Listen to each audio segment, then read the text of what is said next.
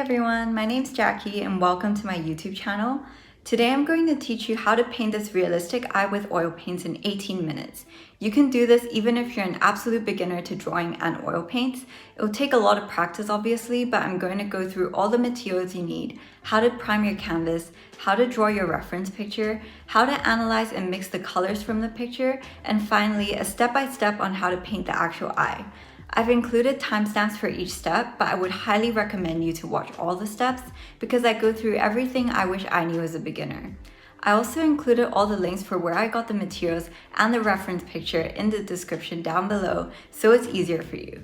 So without further ado, let's get started. Materials. You'll need 6 oil paints: titanium white, cadmium yellow pale, cadmium red, ultramarine blue, burnt umber, and black. An 8x10" canvas or canvas board, gesso, brown and black acrylic paint for canvas priming, a large white brush to prime your canvas with, 2 fine and super fine sandpapers or sand blocks in 200 to 300 GSM and 400 to 600 GSM for sanding down the canvas. Then you need 2 A4 glass palettes. You can order a piece of cheap glass from your local glass shop, a lead pencil with hard lead like 2H or HB for drawing the eye, an eraser, an oil medium, linseed stand oil, which you basically need to dip your brush into every so often as you paint so that your paint can be the right creamy consistency. A paint thinner, turpentine, which is similar to water in acrylic painting since you can wash the brush completely of paint with it. Oil painting round brushes in sizes 0, 20, 30, 50, and 10-0. Ideally, you want more than one of each brush, and I'll explain why later. Filbert brushes in sizes 1/8, 2, and 4. 2 glass containers to put the linseed oil and turpentine into, paper tissues for wiping your brushes completely of color after washing with the turpentine, a glass scraper for scraping off paint from your palette at the end, and finally a water-based brush cleaner for cleaning the brushes at the end. Priming your canvas and palette. You need to prime both your canvas and your glass palette with a neutral gray color. Why is this? Because it's like an optical illusion. The same color looks a lot darker than it actually is on a white background. So if you're using a white canvas and a white palette, you'll end up mixing the colors lighter than they should be. Another reason is that store-bought canvases are primed, but they're usually still very uneven. So it's really important you prime your canvas because you don't want uneven crannies, which make it really hard to lay down paint. And you won't get a smooth line because the uneven crannies make your lines all wiggly. So pour your gesso into a plastic cup and mix very little black and brown acrylic paint into it. I'm literally using a pea-sized amount because a little goes a long way. Brush this onto your canvas in horizontal strokes. Wait for it to dry, which is around 20 to 30 minutes. Sand it with the 200 to 300 GSM fine sandpaper, and then repeat this process but brush vertically. Sand and then brush horizontally again, and repeat until you don't see the crannies anymore. Usually 3 layers is enough, and in your final layer, you should use the superfine 400 to 600 GSM sandpaper so that you'll end up with a very smooth surface, like this. Finally, paint the back of your glass palette with the same gesso color. I stuck tape at the back of mine so that the paint wouldn't scratch off. Reference picture. I've provided a reference picture from Shutterstock in a square crop, which I'm going to use throughout this tutorial. Link is in the description below. Print this out so you can draw better from it. I'm printing my square grid to be 12x12 cm in size because it fits really well into my canvas while still giving it space to breathe. You can adjust the size of the painting square to whatever you want, but remember, the smaller the image, the less time you need to make it look realistic. And the bigger the image, the more time you need to make it look realistic because you have to cover more surface area while blending. Another correlation is that the smaller the image, the smaller the brush you need to get accurate detail. The bigger the image, the bigger the brush you need to cover larger areas. Otherwise, it's going to take forever if you're just using a 10-0 brush for the whole painting. Drawing the eye. Draw a square grid on your canvas with your lead pencil with the 9 equal sections. Use a light touch so that the pencil doesn't smudge as much because you'll need to erase all of this later. The next step takes a lot of practice, but you need to look at the eye within your grid and see where the different key points of the eye are, like where the tear duct starts, where the edge of the eye starts, where the eyebrow starts and ends, and where the pupil starts and ends. And imagine vertical and horizontal lines on top of them. I've drawn them on this picture as you can see. Eventually, over time, you'll get to a point where you can visualize this grid over anything you see and visualize these lines crisscrossing on top. Copy these lines onto your grid and locate the key points on them, lightly drawing and erasing until you get the perfect proportion. It's actually very mathematical in a way. Don't put too much detail at this stage, you just want the basic shape of the eye. Don't make your final lines too heavy or else they'll smudge. The pencil lead might mix into the paint and dilute the color. Also, don't make your lines too light either or else you can't see them. Mixing colors. Squeeze your oil paints on your glass palette from light to dark. A little goes a long way. Now you need to know some color theory. It's a bit complicated, but for now you just need to know the basics for mixing skin tones. So red plus yellow equals orange. Red plus white equals pink. Orange plus pink equals peach. Blue plus brown equals a bluish brown. If you combine white, peach plus bluish brown, it equals a more dulled down, more realistic flesh tone. I'll do an in-depth video in the future on color theory and how you can mix every color you need for a realistic skin tone. So please subscribe if you want to see that video.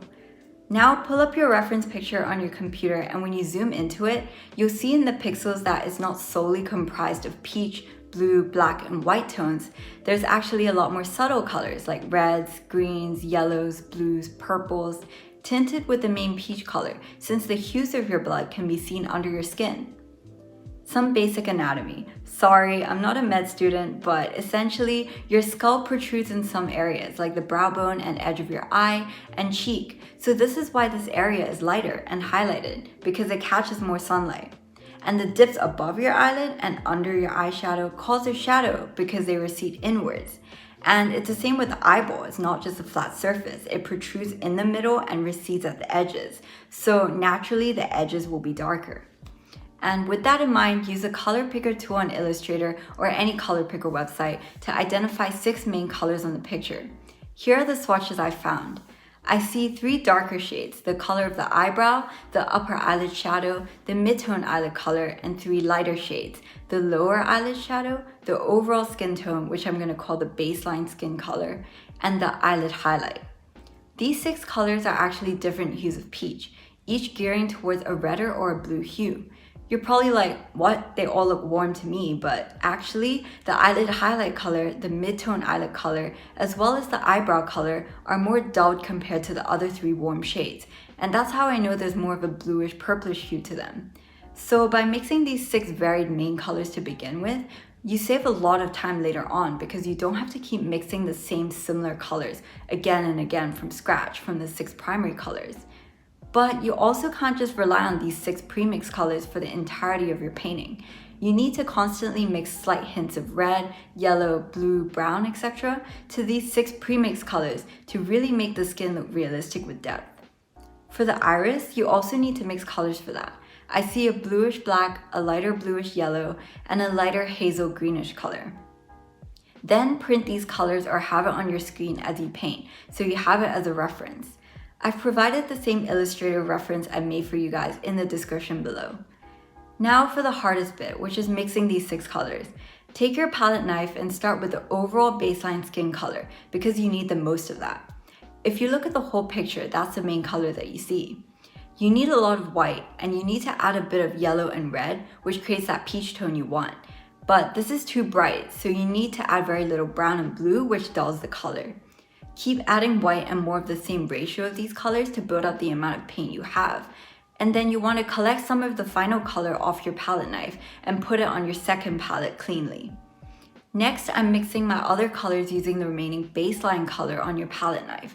The reason why I told you to mix more of your first color is because you could use that same base color to add more white onto to make your highlight shade. And you can add a ratio of darker reds, yellows, blues, and blacks too to make the darker tones. Here's the second color, third, fourth, fifth. Remember to keep adding blues and greens to dull the color because you don't want very artificial bright pink, red, and brown tones. Now you'll end up with a clean second palette that has these 6 tones. Mix your iris colors using the same concept. Always dull your blues and yellows and put them on the right side of your second palette. Finally, you want to squeeze the initial primary 6 colors onto the top of your palette, which you'll dip into as you'll paint to create even more different hues. Paint consistency. This is really important if you've never used oils before. Before we start painting, you need to make sure your brush always has some linseed oil and turpentine on it before you dip into the paint so that it can have a smooth, creamy, opaque consistency. If you try to paint without linseed oil or turpentine, it just won't flow. If you only add linseed oil, it will be too dry and a bit translucent. If you just add turpentine, it will be too watery and nearly transparent. So you need to add both so that it equals each other out and you can make smooth, opaque lines like what I'm doing here. You need to make sure your consistency is the same throughout the painting because if you make the paint too watery to begin with, it will be difficult to make it opaque again because unlike acrylic paint, oil paint dries very slowly. So if you add another stroke of thicker consistency on top of your watery first color, it still won't be opaque. And if you add a watery stroke on top of a thick stroke, it will make the consistency more watery, and vice versa. Painting the eye. Now we can finally start painting. We're starting with the pupil because that's the easiest with the least change in hue. I'm starting from dark to light using a 10-0 or 5-0 brush. I mix the right colors on the palette, apply that color as individual strokes, and then I blend them together gently with a clean brush or a mid-tone color between those two shades. I also clean the brush with turpentine every single time the hues shift dramatically so that I don't pollute the surrounding colors. We're trying to get all the colors as accurate as possible in one layer and then going in later to adjust small details. This is called the wet on wet technique or alla prima. So that's why I paint slowly area by area. As you can see, I'm also continuously mixing slight hints of white, yellow, brown, and black to the 3 pre-mixed iris colors to give more depth, placing dark and light tones next to each other and then blending them. Now that my iris is mostly done, I'm starting to paint the sclera, the white of the eye. But it's never actually pure white. It's actually a grayish blue-green with a slight hint of peach. So you want to mix variations of those colors and slowly apply them. Again, blending after applying the different colors. The darkest hues will always be below the eyelid line and on the sides of the eye, while the lightest is right next to the pupil, referring back to our mini anatomy lesson. For the tear duct, slowly change to darkish peach pink and add the highlights later. Now I'm painting the pink line part of the lower eyelid, the shadow below it, and the upper eyelid shadow tones, going loosely from dark to light in these areas, adding depth. The most tricky part of the upper eyelid is that the area right around the eyelash line is darker, and then it transitions to a lighter color and then a darker color right below the eyelid fold. I'm trying to recreate that illusion of depth, and I continue to refine that area to make the color transitions more smooth later on. I want you to imagine that the eyelashes aren't there. You're just painting the skin underneath the eyelashes first. Because if you add the eyelashes now, you have to work around them to create the shadows, and it will be difficult to keep the integrity of the eyelash. It's better to do them at the end and get the shadow tones done and blended first. It's a continuous process, and I jump around a bit because sometimes the transition colors above and below the eyelid are the same, so I don't want to remix the colors later. This is why I said earlier you should buy 1 to 2 of each brush if you can afford it, so that you can have one brush for highlights, one for midtones, and one for dark tones, so you don't have to clean the brush as much. Here I'm using my larger 1/8 brush to add the colors above the upper eyelid area because it's a larger area without as much transition in hue. I'm also starting to work on areas like the shadow of the nose bone area, which recedes inward, as well as the lower eyelid fold, using more bluish, purplish peach tones to create shadow. I'm continuously using my 10-0, 5-0, 3-0 brushes to blend all these larger brush strokes into a smooth surface, constantly creating transition tones between 2 different colors or using a dry brush to smooth them together. Blending is a slow process, but hey, Rome wasn't built in a day, and you gotta have a lot of patience with painting. Honestly, painting increased my patience a lot because sitting there for 6 hours blending the same area can be challenging, especially if you suddenly mix the wrong color, apply it onto the painting, and realize it's too light or too dark, and you have to blend it out again. Now I'm starting to work outwards towards the lighter colors so that I can see whether the darks I have right now are dark enough, and have an idea of what transition colors I need to create later between the dark and light colors. I'm starting to add highlights near the tear duct and the pink line area because I know that the area below them, where the shadows of the eyelashes are, needs to be darker, and I'll need to figure out the transition shape between these dark and light colors.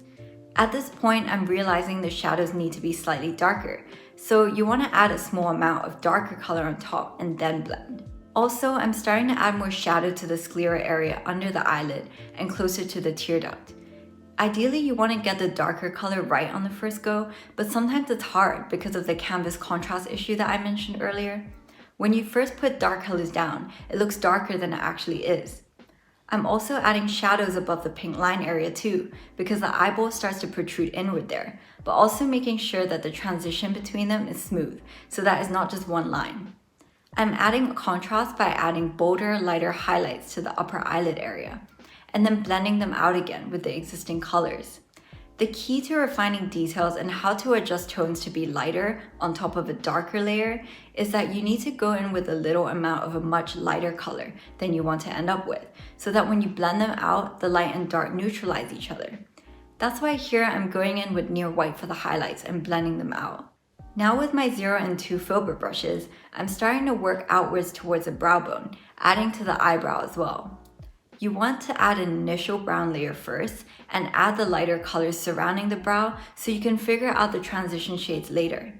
For the eyebrow hairs, use your 2-0 or 3-0 brushes to add strokes of black in some areas, because this will cancel out into a dark brown and create a more blended effect without overly defining each hair. Make sure your brow hairs aren't pointing in the same direction and in the same black color, because that's not realistic.